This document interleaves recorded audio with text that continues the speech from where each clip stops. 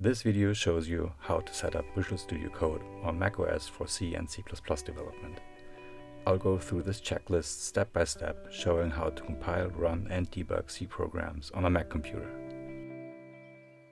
The obvious first step is to download VS Code from Microsoft's website for macOS, and then once downloaded into your Downloads folder, just unzip the whole thing and move the program into your Application folder.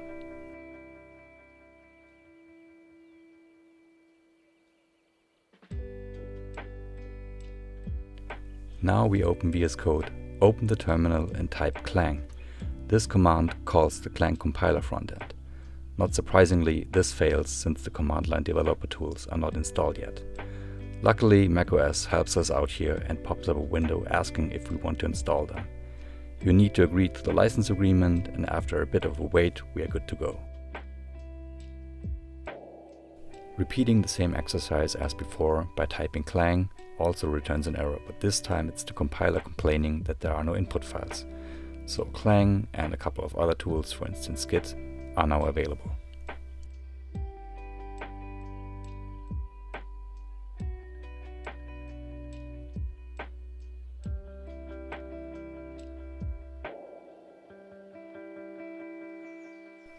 In order to test the setup, I'm creating a small demo Hello World project with the classic Hello World printout to the console.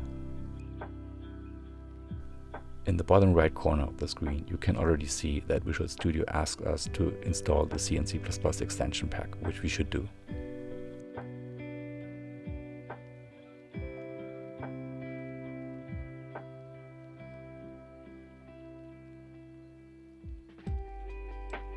With the first 4 steps in our checklist done, the only remaining things revolve around debugging our program.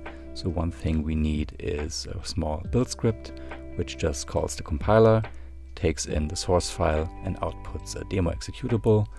And in addition to that, we need to specify the debug flag so that our compiler generates debug symbols. Last but not least, we can head over to the debug tab, add a launch.json file, specify C++ debugging, and add here workspace folder /demo for the program parameter and the workspace folder for the current working directory. And with this done, we are now able to set breakpoints and debug our application.